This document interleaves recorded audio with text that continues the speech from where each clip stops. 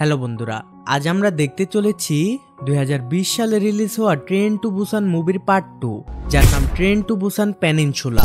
এটি মূলত একটি অ্যাকশন থ্রিলার মুভি। 2016 সালে রিলিজ হওয়া ট্রেন টু বুসান আর 2020 সালে রিলিজ হওয়া ট্রেন টু বুসান পেনিনসুলা, এই দুটি সিনেমার ডিরেক্টর ছিলেন ইয়ং স্যাং হো। বরাবরের মতোই কোরিয়ান জম্বি মুভিগুলো কতটা টান টান উত্তেজনাপূর্ণ আর কতটা আবেগপ্রবল হয়ে থাকে তা আপনারা ভালোই জানেন। আমি নিশ্চিত আজকের মুভি দেখলেও আপনি কেঁদে ফেলবেন। আর আজকের এই মুভিটি দেখে কাঁদা ছাড়া কোনো উপায়ও নেই। তবে ট্রেন টু বুসান মুভিটির স্যাড এন্ডিং হলেও আজকের মুভিটির হ্যাপি এন্ডিং হবে। আর আপনারা যারা 2016 সালে রিলিজ হওয়া ট্রেন টু বুসান মুভিটির এক্সপ্লেইন দেখেননি, তারা উপরের আই কার্ড কিংবা কমেন্ট বক্সের প্রথম কমেন্টে ভিডিওর লিংক পিন করা আছে, সেখান থেকে দেখে আসতে পারেন। তাহলে আপনি এই জম্বি কোথা থেকে উৎপত্তি হয়েছে বা কি কারণে উৎপত্তি হয়েছে সবকিছু বুঝতে পারবেন। তখন এই ভিডিওটি দেখার সময় আপনি অন্যরকম ফিল পাবেন। তাহলে চলুন ঘুরে আসি ভয়ানক এক জম্বিদের পৃথিবীর গল্প থেকে।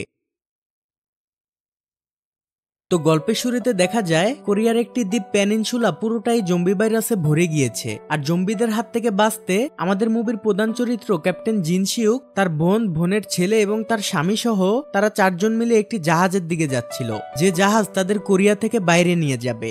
গাড়ির ভিতর থেকে দেখা যায় কোরিয়ার অবস্থা পুরোপুরি খারাপ। তখন জিনসিউকের বোনের স্বামী অর্থাৎ তার দুলাভাই সুলমিন জিনসিউককে বলে, আমরা ঠিক দিকে যাচ্ছি তো? জিনসিউক বলে, আমি এই রাস্তা দিয়ে অনেকবার গিয়েছি, এখানকার সবকিছুই আমার চেনা। ঠিক তখনই তাদের গাড়ির সামনে একজন লোক চলে আসে। সে সিউকের কাছ থেকে সাহায্য চায়। লোকটি বলে তার পরিবারকে তাদের সাথে নিয়ে যেতে, তাদের গাড়িটি খারাপ হয়ে গিয়েছে। কিন্তু সিউক লোকটির গায়ে রক্ত দেখে ভাবে সে হয়তো জম্বি ভাইরাসে ইনফেক্টেড হয়ে গিয়েছে। এটা ভেবে সিউক যখন সামনে যেতে থাকে, তখন লোকটির স্ত্রী সিউককে অনেক রিকোয়েস্ট করে সে যেন অন্তত তার মেয়ে দুটিকে বাঁচায়। কিন্তু সিউক নিরুপায় হয়ে তাদের রেখে সেখান থেকে চলে যায়। এখানে তাদের জন্য সত্যিই অনেক খারাপ লেগেছিল।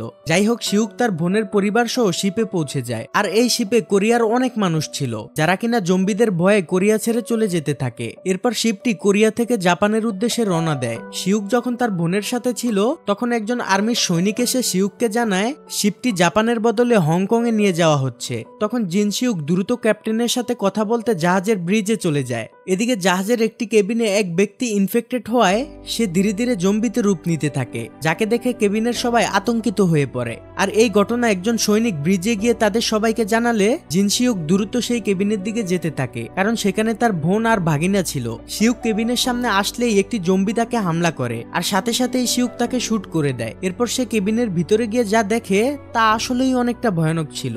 সে দেখে কেবিনের সকল যাত্রীরা ইনফেক্টেড হয়ে পড়েছে, যাদের মধ্যে তার ভাগিনাও ছিল। আর এইসব যাত্রীরা যে কোনো সময়ে জম্বিতে রূপ নিতে পারে। এটা ভেবে সিউক তার বোনকে সেখান থেকে নিয়ে যাওয়ার চেষ্টা করে, কিন্তু তার বোন তার ছেলেকে রেখে মোটেও যেতে চায় না। আর দেখতে দেখতে সেই কেবিনের সবাই জম্বিতে রূপ নিতে থাকে। জম্বিগুলো সিউককে আক্রমণ করলে সে তাদের শুট করতে থাকে। সে দেখে তার ইনফেক্টেড ভাগিনা তার বোনকে আক্রমণ করছে।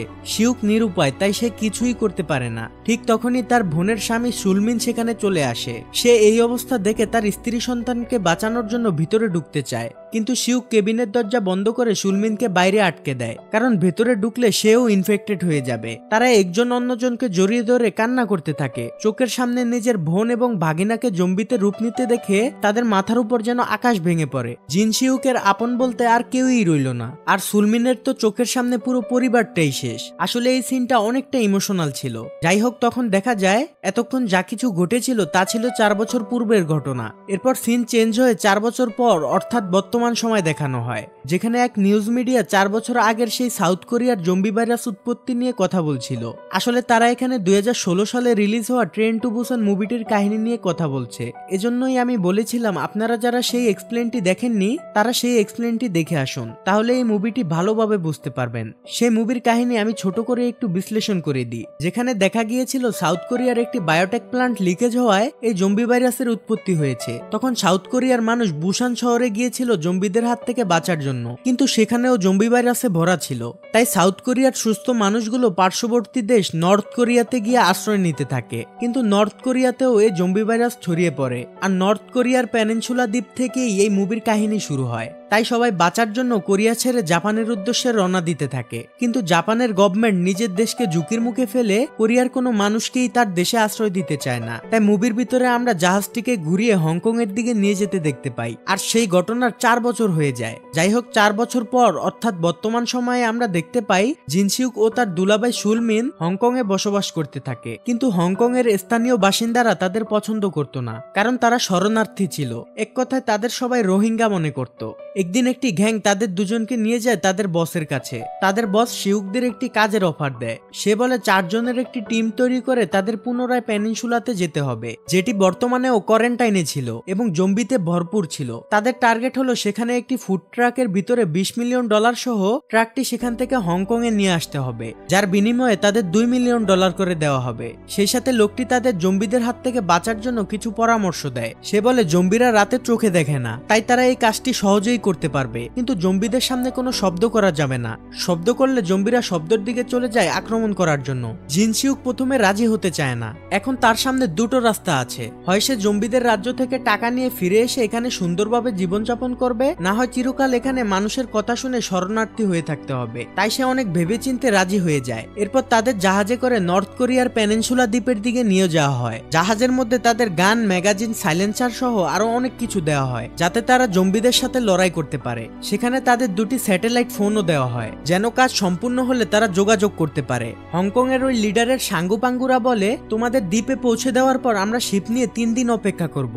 এরপর শিপের সাহায্যে তাদের লোকেশনে পৌঁছে দেওয়া হয়। শিপ থেকে নেমে তারা 4 জন একটি বোটে করে পেনিনসুলা দ্বীপে চলে যায়। সেখানকার অবস্থা অনেকটা ভয়াবহ এবং থমথমে ছিল। তারা 4 জন সেখানে একটি গাড়ি খুঁজে পায় এবং সেটি নিয়ে রওনা শুরু করে টাকা ভর্তি সেই ট্রাকটি খোঁজার জন্য। কিছুটা দূরে গিয়ে তারা একটি ট্রাক দেখতে পায়। শিউক গাড়ি থেকে নেমে ট্রাকটি চেক করে দেখে সেটি তাদের টার্গেটের ট্রাক না। তখন ফিরে আসার সময় সে দেখে একটি ভেঙে পড়া বিল্ডিং পুরোটাই জম্বিতে ভরা, আর সেটি কাচের বিল্ডিং হয়, যে কোনো সময় জম্বিগুলো বাইরে বের হয়ে আসতে পারে। তাই তারা দ্রুত গাড়িতে করে সেখান থেকে কেটে পড়ে। কিছুটা দূরে গিয়ে তারা আরেকটি ট্রাক দেখতে পায়। এরপর শিউক তার 2 পার্টনার সহ ট্রাকটির দিকে যেতে থাকে। ট্রাকের দরজা খুলে ভিতরে ব্যাগগুলো চেক করে দেখে সেখানে টাকায় ভরা ছিল, অর্থাৎ তারা সঠিক ট্রাকটি খুঁজে পেয়েছে। তারা অনেক খুশি হয়ে যায়। এবার তাদের সেখান থেকে শিপে ফিরে যাওয়ার পালা। এরপর তারা গাড়িটির সামনে চলে আসে। তখন তারা দেখতে পায় গাড়ির ড্রাইভিং সিটে একটি জম্বি বসে আছে। তারা সবাই মনে করে জম্বিটি হয়তো মারা গিয়েছে। তাই জিনসিউকের দুলাভাই সুলমিন যখন ট্রাকটিতে উঠতে যায়, তখনই জম্বিটি তাকে হামলা করে।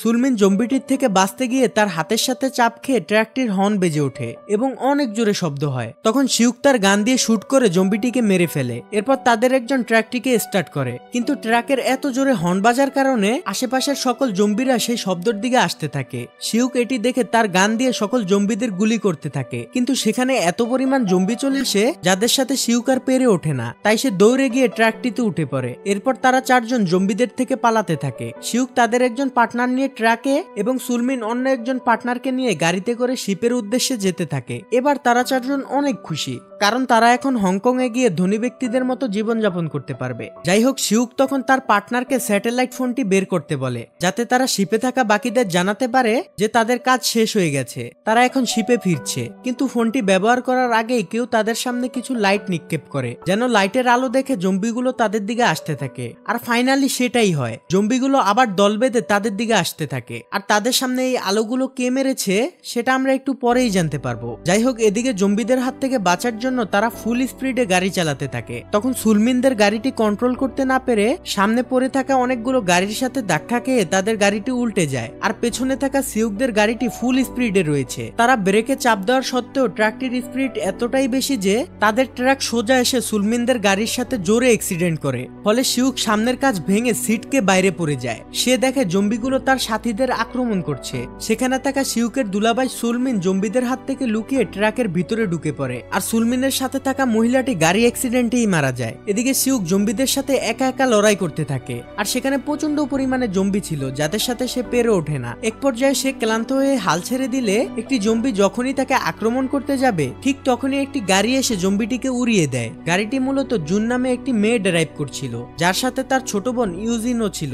মেয়েটি শিউককে বলে, তুমি চাইলে আমাদের সাথে যেতে পারো। এরপর তারা 3 জন মিলে জম্বিদের থেকে পালাতে থাকে। এই 2 জন মেয়ে আসলে কে সেটা আমরা একটু পরেই জানতে পারবো। যাই হোক, জম্বিরা কোনোভাবেই তাদের পিছু ছাড়ে না। কিন্তু জুন কোনো সাধারণ ড্রাইভার না, তার ড্রাইভিং এর হাত এতটাই পাকা যে সে জম্বিদের পুরো দিশেহারা করে ফেলে। ফেলে। সে চিপাচাপা দিয়ে যেভাবে ড্রাইভিং স্কিল দেখাচ্ছে মনে হচ্ছে সে গাড়ি না বরং ফ্রোজা হরাইজন 5 গেম খেলছে। গাড়িটি অতিরিক্ত ঝাঁকাঝাঁকি করার কারণে জিনসিউ গাড়ির ভিতরে এপাশে ওপাশে বাড়ি খেয়ে অজ্ঞান হয়ে যায়। এদিকে মারাত্মক ড্রাইভিং এর পর জুন গাড়িটি একটি ব্রিজের নিচে থামায়, কারণ তাদের সামনে অনেকগুলো জম্বি ছিল যাদের এড়িয়ে যাওয়া মোটেও সহজ ছিল না। ঠিক তখনই জুনের ছোট বোন ইউজিনের মাথায় একটি দারুণ বুদ্ধি আসে। তার কাছে থাকা রিমোট কন্ট্রোল গাড়িটি প্রথমে জম্বিদের সামনে নেয়, এরপর ছোট্ট গাড়িটি দিয়ে জম্বিদের মনোযোগ নষ্ট করে গাড়িটিকে মারাত্মকভাবে কন্ট্রোল করে তাদের গাড়িটির পিছনে নিয়ে যায়। আর জম্বিরা সেই ছোট্ট গাড়িটির শব্দ শুনে তাদের গাড়ির সামনে থেকে সরে যায়। মানে বড়জন সত্যিকারের গাড়িতে পারদর্শী এবং ছোটজন খেলনা গাড়িতে পারদর্শী। যাই হোক, এরপর জুন সহজেই তাদের গাড়ি নিয়ে সেখান থেকে চলে যায়।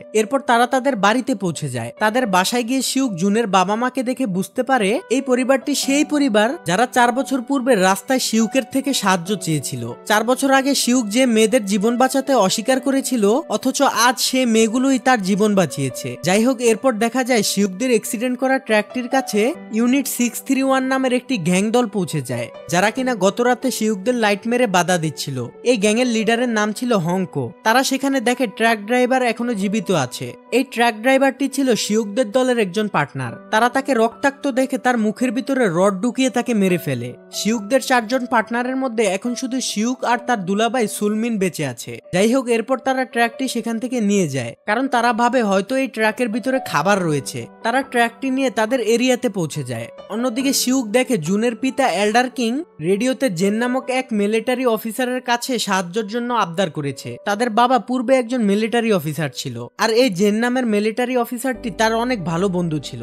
জেন তাকে জানায় সে তাদের উদ্ধার করতে আসবে, কিন্তু তার পরিবারের কেউ এই কথা বিশ্বাস করে না। এল্ডার কিং বলে সে আমার অনেক ভালো বন্ধু, সে অবশ্যই আমাকে উদ্ধার করতে আসবে, কিন্তু কেউই তার কথা বিশ্বাস করে না, বরং তাকে পাগল মনে করে। তখন শিউক বলে 4 বছর পূর্বেই সকল উদ্ধারের কাজ বন্ধ হয়ে গিয়েছে, এখন আর তাদের বাঁচাতে কেউ আসবে না। তখন জুনের মা মিংজং শিউকের কাছ থেকে জানতে পারে সে টাকার জন্য 4 জন পার্টনার সহ হংকং থেকে এখানে এসেছে। তখন মিংজং তার এখানে আসা বাকি 3 জন পার্টনারের কথা জিজ্ঞাসা করে। শিউক বলে এখানে আসা বাকি 3 জন পার্টনার মারা গিয়েছে, কারণ শিউক তো জানতো না যে তার দুলাভাই সুলমিন এখনো বেঁচে আছে। এদিকে গ্যাংয়ের লোকেরা যখন ট্রাকটি খুলে তখন তারা ট্রাকটির ভিতরে সুলমিনকে দেখতে পায়। সুলমিন তাকে বাঁচানোর জন্য তাদের কাছে আবদার করে, কিন্তু তারা তাকে আটক করে একটি গেমের জন্য নিয়ে যায়। এরপর তাদের মধ্যে একজন ট্রাকটি চেক করার সময় যখন ব্যাগগুলো খুলে তখন সে অবাক হয়ে যায়। সে সঙ্গে সঙ্গে গিয়ে এই গ্যাংয়ের মেন লিডার ক্যাপ্টেন এশিওর কাছে গিয়ে সব খুলে বলে। এরপর ক্যাপ্টেন সেখানে গেলে অনেকগুলো ক্যাশ টাকার সাথে একটি স্যাটেলাইট ফোনও দেখতে পায়। স্যাটেলাইট ফোনটি অন করতেই সেখানে একটি কল আসে। তখন কলের ওপাশ থেকে হংকং এ থাকা সেই লিডারদের সাঙ্গুপাঙ্গুরা বলে, তোমরা কোথায় আছো? আমরা তোমাদের জন্য এখনো অপেক্ষা করে আছি, দ্রুত টাকা সহ ট্রাকটি নিয়ে চলে আসো। তারা মনে করে তারা হয়তো শিউকদের সাথে কথা বলছে। তখন ক্যাপ্টেন এশিও বলে, আমি তাদেরকে চিনি না, তোমরা কারা? তখন ফোনের ওপাশ থেকে তারা অনেকটা অবাক হয়ে যায়। ঠিক তখনই তারা ক্যাপ্টেন এশিওকে সেম অফারটি করে। তারা বলে ট্রাকটি জাহাজে আনতে পারলে টাকা দেওয়ার পাশাপাশি এই জম্বিদের রাজ্য থেকে তাকে হংকং এ নিয়ে যাবে। এটা শুনে ক্যাপ্টেন নিজেই কাজটি করার সিদ্ধান্ত নেয় এবং এসব কথা সবার থেকে লুকিয়ে গোপন রাখে। অপরদিকে সুলমিনকে অনেকগুলো বন্দী নিরীহ মানুষের সাথে আটকে রাখা হয়, যেখানে একটি স্টেডিয়ামের বক্সের মধ্যে জম্বিদের সাথে তাদের লড়াই করানো হয়, যা দেখার জন্য অনেক দর্শক সেখানে জড়ো হয় এবং এই মৃত্যুর গেম দেখে সবাই মজা নিতে থাকে। প্রথম রাউন্ড শেষে কয়েকজন মাত্র জম্বিদের থেকে বেঁচে যায়, যাদের মধ্যে সুলমিনও ছিল। সে বুঝে যায় তাকে এখানে মরতেই হবে। এদিকে শিউক কোনোভাবেই মেনে নিতে পারে না যে 4 বছর পূর্বে যে ফ্যামিলিকে সে মৃত্যুর মুখে ঠেলে দিয়েছিল আজ তারাই তাকে বাঁচাচ্ছে। সে জুনের মাকে গিয়ে সব খুলে বলে। এতে জুনের মা রিয়েক্ট না করে বরং বলে এটা স্বাভাবিক ব্যাপার, তখন সিচুয়েশনটাই এরকম ছিল। মিংজং শিউককে বলে, আচ্ছা তোমাদের গাড়িটি কিভাবে অ্যাক্সিডেন্ট হয়েছে? শিউক বলে, আমাদের গাড়ির সামনে কে যেন লাইট মেরে বাধা সৃষ্টি করেছে, যার ফলে জম্বিরা আমাদের আক্রমণ করেছে। তখনই তারা বুঝে যায় এটা ইউনিট 631 গ্যাংয়ের কাজ। এরপর তারা সবাই মিলে প্ল্যান করে তারা সেই গ্যাংয়ের এরিয়ায় গিয়ে ট্রাকটি এবং স্যাটেলাইট ফোনটি সংগ্রহ করবে, যার ফলে তারা হংকং এর সে জাহাজে থাকা গ্যাংদের সাথে পেনিনসুলা থেকে বের হতে পারবে। এরপর তারা রাতে বের হওয়ার জন্য প্রস্তুতি নিতে থাকে। রাত হয়ে গেলে তারা 4 জন বেরিয়ে পড়ে ইউনিট 631 গ্যাংদের এরিয়াতে যাওয়ার জন্য। কিছুক্ষণ পর তারা তাদের এরিয়ার কাছাকাছি পৌঁছে যায়। তাদের এরিয়া থেকে গাড়িটি একটু দূরে রেখে শিউক ও জুনের মা মিংজং মিলে লুকিয়ে লুকিয়ে ট্র্যাকটির দিকে যেতে থাকে। অন্যদিকে ক্যাপ্টেন এশিও আর তার সাথী গোপনে সেখান থেকে বের হওয়ার প্রস্তুতি নিতে থাকে। এদিকে শিউক আর মিংজং ট্র্যাকটির কাছে পৌঁছে যায়। তারা ট্র্যাকের ভিতরে একটি স্যাটেলাইট ফোন দেখতে পায়, কিন্তু দুর্ভাগ্যবশত সেটি ভাঙা ছিল। তখন শিউক বলে আরেকটি স্যাটেলাইট ফোন থাকার কথা। ঠিক তখনই ক্যাপ্টেন এশিওর পার্টনার সেখানে চলে আসে। তখনই শিউক আর মিংজং তাকে গান পয়েন্টে নিয়ে নেয়। তখন সে ভয়ে তাদের সত্যি কথা বলে দেয়। সে বলে সে আর তার ক্যাপ্টেন টাকা নিয়ে এখান থেকে বের হওয়ার প্ল্যান করছে, যার ব্যাপারে তারা একটি স্যাটেলাইট ফোন থেকে জানতে পেরেছে। সে আরো বলে ট্রাকের ভিতর থেকে সুলমিন নামক একজনকে পেয়েছিল, যাকে দিয়ে এখন ভয়ানক একটি গেম খেলানো হচ্ছে। এটা শুনে শিউক দ্রুত ছুটে যায় তার দুলাভাই সুলমিনকে বাঁচাতে। আর এর মধ্যেই সেখানে ক্যাপ্টেন এশিও চলে আসে। সে দেখে তার সাথীকে মিংজং গান পয়েন্টে নিয়ে নিয়েছে। মিংজং তখন তার কাছ থেকে স্যাটেলাইট ফোনটি চায়। ক্যাপ্টেন এশিও কোনো কথা না বলেই গুলি চালিয়ে সেখান থেকে পালাতে থাকে। তখন মিংজং তাকে ট্রাক দিয়ে ধাক্কা দিয়ে অজ্ঞান করে ফেলে আর তার কাছ থেকে স্যাটেলাইট ফোনটি নিয়ে নেয়। এদিকে শিউক সেই স্টেডিয়াম বক্সের ভিতরে গিয়ে আশেপাশে গুলি করে তার দুলাভাইকে বাঁচিয়ে তাকে সেখান থেকে নিয়ে পালিয়ে আসে। পালানোর সময় একটি জম্বি শিউককে আক্রমণ করে। আর এই অবস্থায় সুলমিনের কাছে দুটি অপশন ছিল, হয় সে নিজের জীবন বাঁচিয়ে সেখান থেকে পালিয়ে যেতে পারত, অথবা বন্দুক দিয়ে শিউককে বাঁচাতে পারত। সে দ্বিতীয় অপশনটি বেছে নিয়ে বন্দুক দিয়ে জম্বিদের মেরে শিউককে বাঁচিয়ে নেয়। কিন্তু এর মধ্যে গ্যাংয়ের লিডার হংকো পিছন থেকে সুলমিনকে শুট করে দেয়। চোখের সামনে সুলমিনকে মারা যেতে দেখে শিউক অনেকটা কষ্ট পায়। এখন তার আপন ফ্যামিলি বলতে আর কেউই রইল না। সে ইমোশনাল হয়ে কি করবে কিছুই বুঝে উঠতে পারে না। হংকো তাকেও শুট করতেই যাবে, এমন সময় মিংজং ট্রাক নিয়ে সেখানে চলে আসে আর শিউককে ট্রাকে উঠে পড়তে বলে। এরপর তারা ট্রাকে উঠে সেখান থেকে পালাতে থাকে। কিন্তু এত গোলাগুলির কারণে আশেপাশের সকল জম্বিরা তাদের দিকে আসতে থাকে। তারা ট্রাক নিয়ে সামনের দিকে যাওয়ার অনেক চেষ্টা করে, কিন্তু জম্বিরা চারদিক থেকে তাদের ঘিরে ফেলে। জম্বিরা সামনের কাঁচ ভেঙে ট্রাকের ভিতরে ঢোকার চেষ্টা করে। শিউক জম্বিদের গুলি করতে থাকে, কিন্তু এত জম্বিদের সাথে তারা পেরে ওঠে না। ঠিক তখনই তারা একটি গাড়ির লাইট দেখতে পায়। মূলত গাড়িটি আর কেউই নয়, বরং মিংজং এর মেয়ে জুন চালাচ্ছিল। সে লাইটের সাহায্যে জম্বিগুলোর মনোযোগ ঘুরিয়ে তার দিকে নেয় আর অনেক বুদ্ধিমত্তার সাথে জম্বিদের থেকে বেঁচে তারা সামনে আগাতে থাকে। কিন্তু ইউনিট 631 এর পুরো গ্যাং তাদের পিছু নিতে থাকে আর তাদের থামানোর সম্পূর্ণ চেষ্টা করতে থাকে। জুন অনেক বুদ্ধিমত্তার সাথে এবং তার ড্রাইভিং দক্ষতার মাধ্যমে গ্যাংয়ের মেম্বারদের প্রতিহত করার চেষ্টা করছিল। এমন সময় গ্যাং লিডার হংকো বুদ্ধি করে তাদের গাড়ির হেডলাইট গুলো অন করে দেয়, যাতে জম্বিগুলো শিউকদের রাস্তা ব্লক করতে থাকে। জুন অনেক সাহসিকতার সাথে রাস্তা ক্লিয়ার করছিল আর শিউক শুট করে তাদের গাড়ির লাইটগুলো নষ্ট করছিল। তারা তাদের ড্রাইভিং স্কিল দেখিয়ে গ্যাংদের গাড়িগুলোকে একের পর এক উড়িয়ে দিতে থাকে। ভাইরে ভাই, এই জায়গার যে অ্যাকশন পুরাই মাথা নষ্ট করার মতো ছিল। তারা গ্যাংদের একের পর এক গাড়ি ধ্বংস করে দিতে থাকে। এইবার শুধুমাত্র গ্যাংয়ের লিডার হংকোর গাড়িটি বাকি রয়েছে। তখন শিউক সেই কাচের ভিতরে আটকে থাকা জম্বিগুলোকে দেখতে পায়, যেগুলোকে সে পেনিনসুলাতে এসেই প্রথমে দেখেছিল। শিউক কাচে গুলি করে কাচগুলোকে ফাটিয়ে দেয়। এরপর তারা সেখান থেকে চলে গেলে কাচ ভেঙে সকল জম্বিরা হংকোর গাড়িটি আটকে দেয়। বেচারা হংকোর ক্যারেক্টারটা আমার কাছে বেশ অবাক লাগে। এই বেটা জানেই না যে এই ট্রাকের ভিতরে কি রয়েছে, টাকা পয়সা, হংকং এ যাওয়া, এইসব কিছুই সে জানে না। তারপরেও ভাব নিতে গিয়ে বেচারা মরে গেল। যাই হোক, শিউক স্যাটেলাইট ফোন দিয়ে জাহাজে থাকা বাকিদের কল করে আর বলে আমরা কিছুক্ষণের ভিতরেই পৌঁছাচ্ছি। জাহাজে থাকা বাকিরা বেশ অবাক হয়। তাদের কথা হচ্ছে, কি রে ভাই, এত লোক অদল বদল হচ্ছে কেন? যাই হোক, এবার তারা সবাই যেতে থাকে জাহাজের উদ্দেশ্যে। কিছুটা দূরে গিয়ে তারা জাহাজটিকে দেখতে পায়, যেটা তাদের জন্য অপেক্ষা করছে। তাদের খুশির কোনো সীমা থাকে না। ঠিক এমন সময় পাশ থেকে একটি গাড়ি এসে জুনদের গাড়িতে জোরে ধাক্কা দেয়। এটা দেখে মিংজং অনেক শকড হয়ে যায়, কারণ সেই গাড়িতে তার পুরো পরিবার ছিল। এদিকে দেখা যায় ধাক্কা দেওয়া লোকটি আর কেউই নয়, বরং ক্যাপ্টেন এশিও ছিল।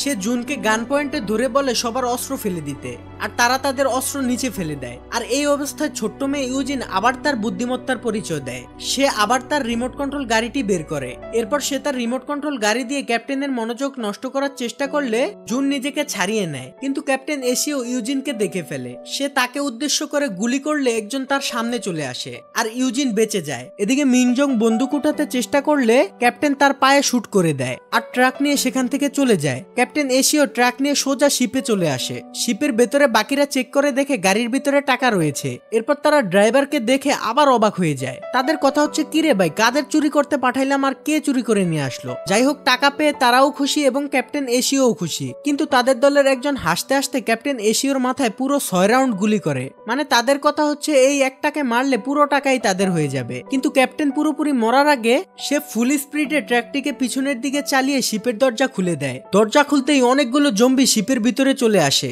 আর এতগুলো জম্বি তাদের পক্ষে কন্ট্রোল করা অসম্ভব ছিল। ক্যাপ্টেনের নিজের মৃত্যুর সাথে সাথে তারাও সেখানে মারা যায়। আর দূর থেকে শিউক ও মিংজং এর ফ্যামিলি তা দেখতে থাকে। এদিকে দেখা যায় ক্যাপ্টেন এশিও যখন ইউজিনকে গুলি করছিল তখন তার সামনে আসা লোকটি আর কেউই নয় বরং তাদের বাবা এল্ডার কিং ছিল। আর সবার সামনে সে আস্তে আস্তে মৃত্যুর কোলে ঢলে পড়ে। তখন তাদের পুরো ফ্যামিলিতে একটা শোকের ছায়া নেমে আসে। আর কিছুক্ষণের মধ্যেই এল্ডার কিং বিদায় নেয় না ফেরার দেশে। এবার তাদের যাওয়ার কোনো রাস্তা নেই। তারা মনে মনে ভাবতে থাকে এই জম্বিদের রাজ্য পেনিনসুলাতেই তাদের ধুকে ধুকে মরতে হবে। ঠিক তখনই সেখান দিয়ে একটি মিলিটারি হেলিকপ্টার যাচ্ছিল, যেটা দেখে জুন আর ইউজিন তাদের গাড়ি থেকে ফায়ার বক্স বের করে আকাশে মেরে হেলিকপ্টারের দৃষ্টি আকর্ষণ করায়। এদিকে মিংজং শিউককে বলে, 4 বছর আগে তুমি আমাদের জীবন বাঁচাতে সাহায্য করনি, কিন্তু এবার তুমি আমাকে কথা দাও তুমি আমার মেয়েদেরকে যেভাবেই হোক এখান থেকে বাঁচিয়ে নিয়ে যাবে।